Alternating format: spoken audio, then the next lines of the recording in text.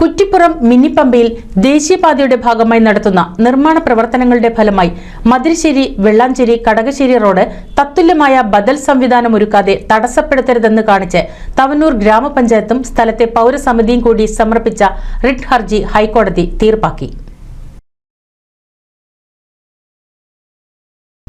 മിനിപമ്പയിൽ നിർമ്മിച്ചുവരുന്ന fly ഓവറിന്റെ carriage വേ 6 മീറ്ററാക്കി വർദ്ധിപ്പിച്ച് ഇരുവശത്തേക്കും വാഹന ഗതാഗതം സാധ്യമാക്കാമെന്നും ഇതുവഴി ഹർജിക്കാർ ഉന്നയിച്ച പ്രശ്നത്തിന് പരിഹാരമാവുമെന്നും കേന്ദ്ര സർക്കാരും ദേശീയപാത അധികാരികളും പഞ്ചായത്ത് അധികൃതരും എഴുതി സമർപ്പിച്ച ഉറപ്പു രേഖപ്പെടുത്തിയാണ് കോടതി ഹർജി തീർപ്പാക്കിയത്.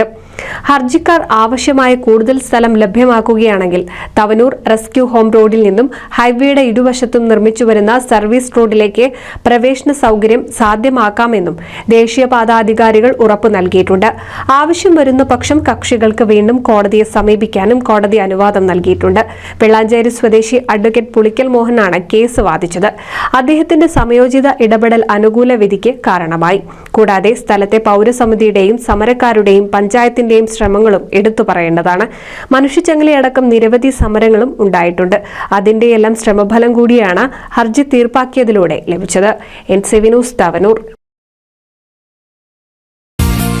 നൂതൻ ഫാൻസി ഓർണമെന്റ്സും cosmetic collection, new born baby ഐറ്റംസിന്റെ എക്സ്ക്ലൂസീവ് കൗണ്ടറുകളുമായി കൽപ്പക വെഡ്ഡിംഗ് സജ്ജമായിരിക്കുന്നു. ഏവർക്കും സ്വാഗതം. Kalpaka weddings, Pattambi road, Kunnamkulam.